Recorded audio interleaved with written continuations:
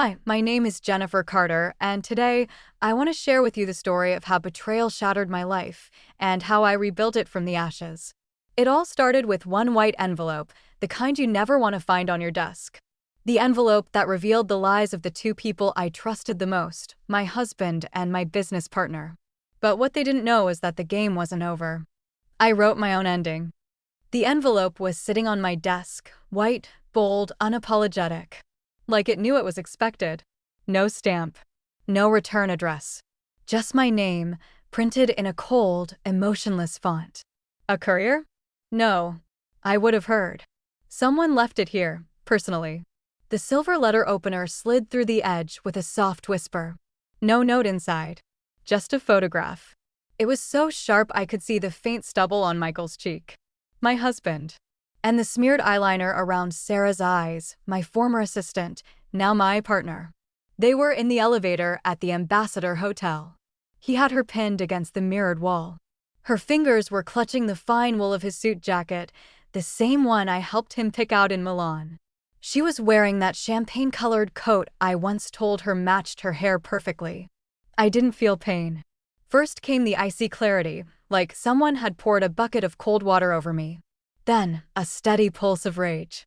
It drummed inside my head in rhythm. Betrayal. At the bottom corner of the photo, a digital timestamp, 7:48 p.m. Yesterday.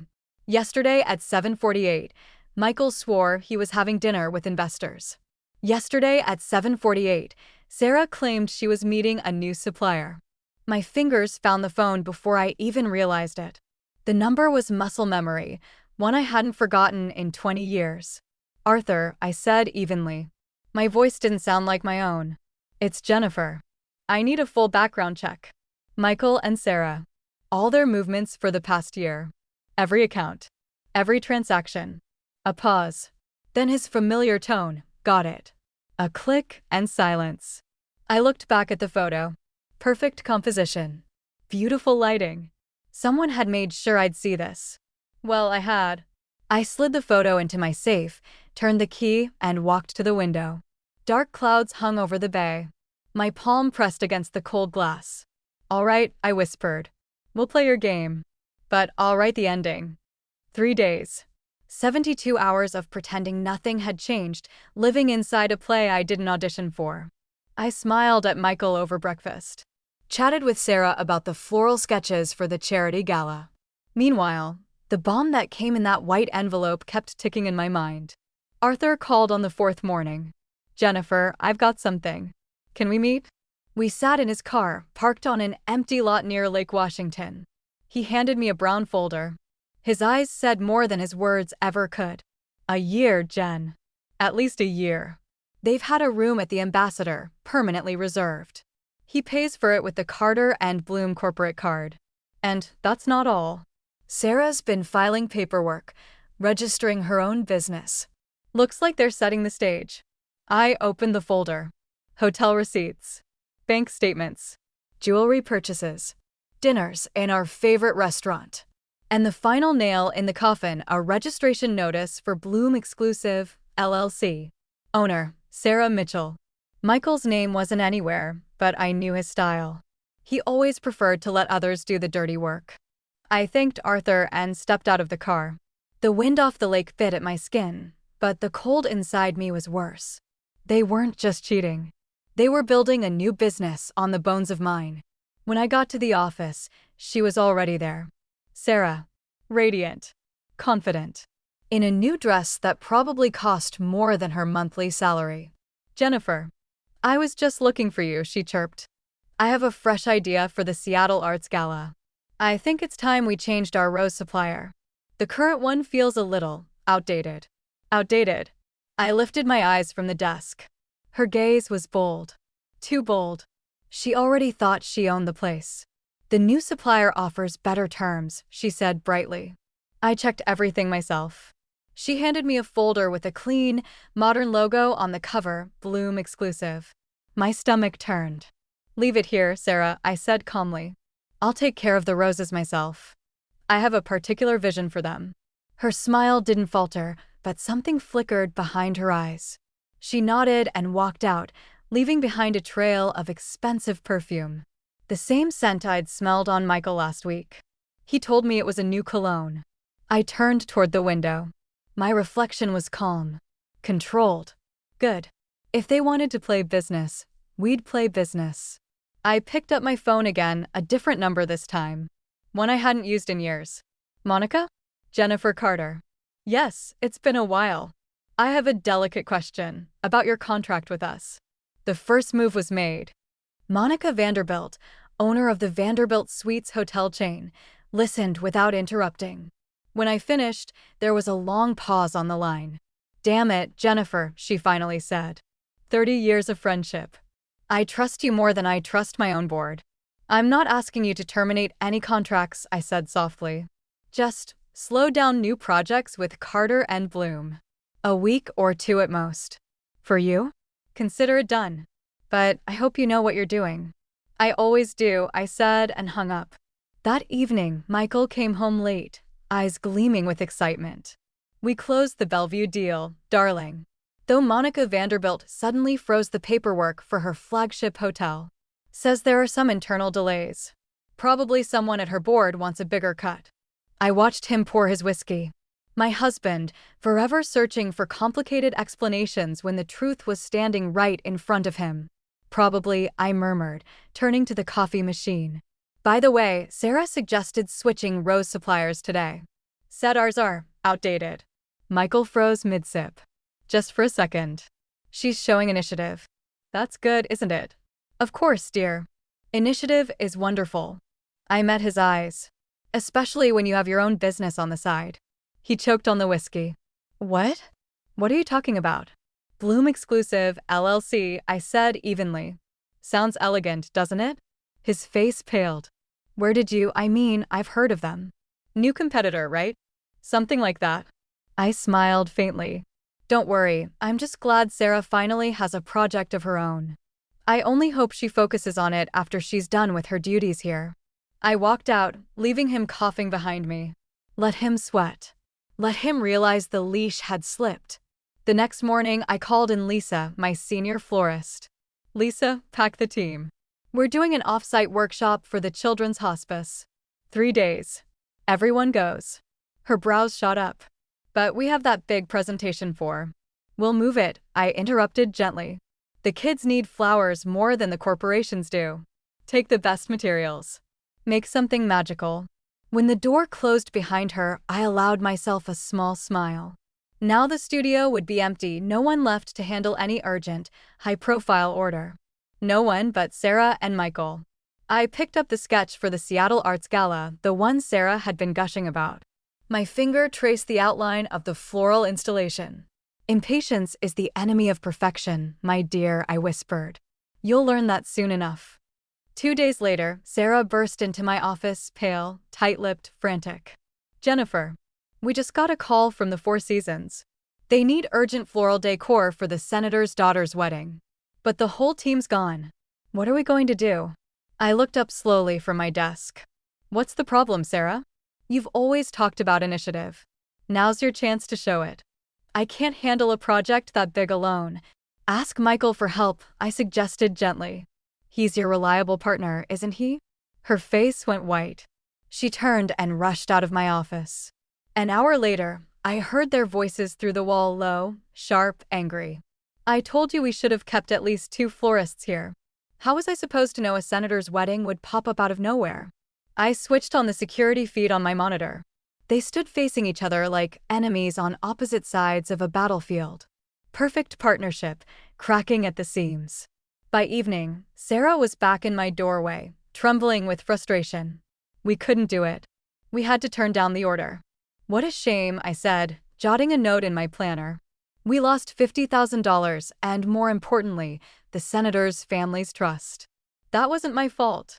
You're the one who sent the whole team away. I looked up, my tone soft but cold. I built this company, Sarah. I decide where our resources go. If you can't handle unexpected challenges, maybe it's time you reconsider your position here. She stared at me, anger, fear, disbelief flickering in her eyes. For the first time, she wasn't seeing her kind mentor. She was seeing an opponent. When she finally left, I opened the bottom drawer of my desk and pulled out Arthur's latest file. Inside was a new photo, Sarah entering the building that housed Royal Flora, our biggest competitor. "Impatience really is your worst enemy, sweetheart," I murmured. You couldn't even wait until the divorce papers were signed. The next morning, I called an unscheduled meeting with my accountant. "It's time for a full audit," I told him. "Every account, every expense. Especially those labeled business trips and representational costs." The game was entering its most interesting phase. The audit revealed more than I could have imagined. Arnold, my accountant, a quiet man with a poker face, flipped through the reports while I stared at the numbers, tasting metal in my mouth. "For the past 8 months," he said carefully, $270,000 have been transferred from Carter and Bloom to Bloom Exclusive, labeled as consulting services for floral materials. I nodded slowly, my hand tightening around the silver letter opener, the same one that sliced open that first envelope. "And who signed the payment orders?" Arnold took off his glasses. "Michael. Every single one. My husband. The man who once promised we were equals in everything. Now methodically bleeding our company dry to fund his mistress's dream. Our money. The money I'd earned through sleepless nights, building a brand from nothing, a brand he was now stealing piece by piece. Prepare a full report," I said quietly. "And start the paperwork for a lawsuit, damages, fraud, everything."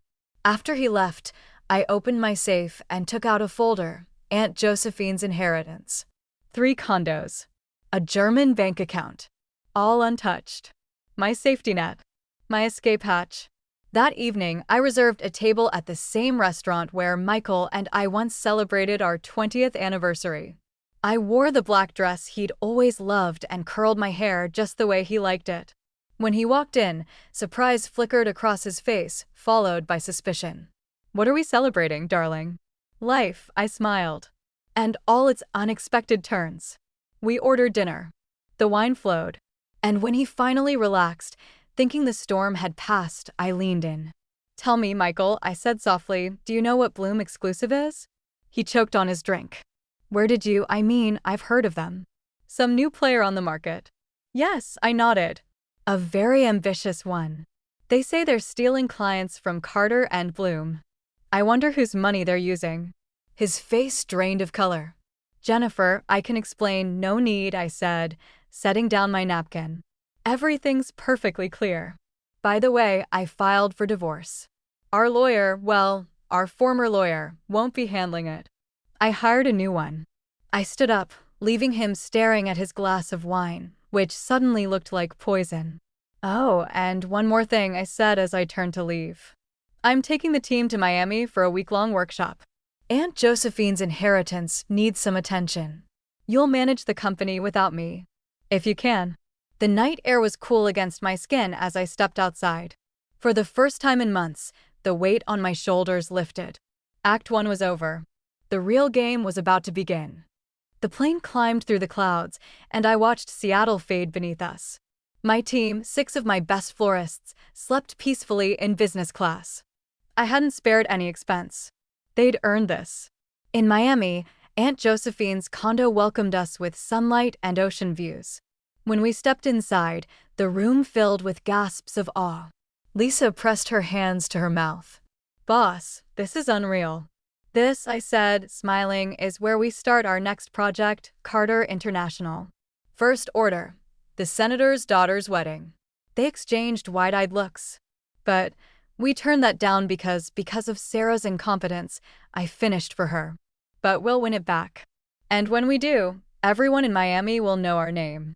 While the team brainstormed designs, I met with a local attorney. Everything checked out, the condos, the bank accounts, the inheritance. It was all mine now. Officially. That evening, my phone rang. My daughter, Emily. "Mom, what's going on?" "Dad's furious. He says you stole the team and sabotaged the business." I took a deep breath. "Sweetheart, go to my home office. The safe. Code's your birthday. There's a brown folder inside. Read it, then call me back."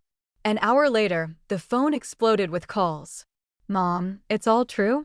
"Dad and Sarah, the accounts, everything." Unfortunately, yes, I said softly. I didn't want you involved, but I'm with you, Mom. Always. The next morning, a message from Michael. Bring the team back immediately. We're collapsing. Vanderbilt Suites just terminated their contract. I sent a single reply, handle it yourself. The way I always have. Then I called Monica. Thank you for your support, dear. Now you can officially end the contract. Let's draw up a new one for Carter International. She laughed. Jennifer, you're a genius. Consider it done. A week later, as we landed back in Seattle, a surprise waited for me at the terminal. Emily stood there with a huge bouquet, and behind her, our entire legal team. She hugged me tight. Mom, we've filed for asset seizure against Bloom Exclusive and a lawsuit for unfair competition. I looked at my daughter, my loyal staff, my second family, and for the first time in months, I didn't feel anger or exhaustion. I felt victory. The battle was far from over, but I already knew we'd win this war. When I returned to Seattle, the Carter and Bloom office looked like a shipwreck after a storm. Michael, pale, frantic, darted from room to room, while Sarah argued with a furious client over the phone.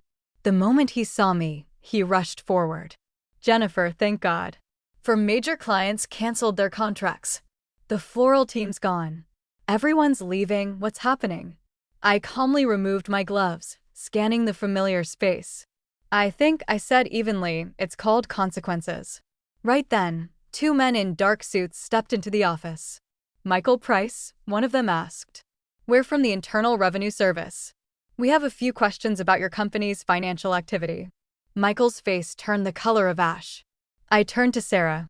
As for you, Miss Mitchell, I said, the district attorney's office would like to discuss a few matters, something about the unauthorized use of intellectual property.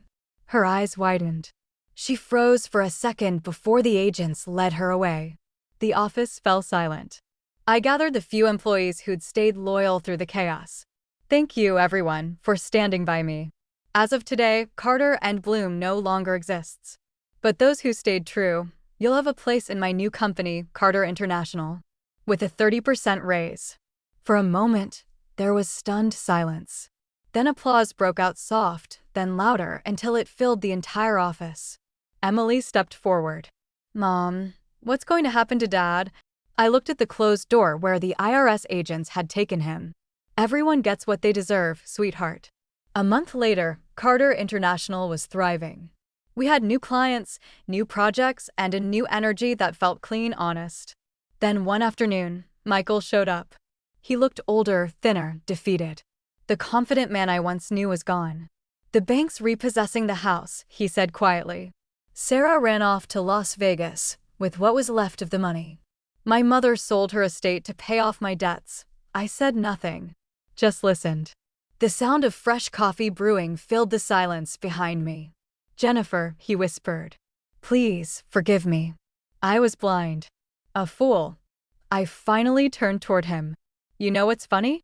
If you'd just come to me and told me you'd fallen in love with someone else, we could have ended things like adults.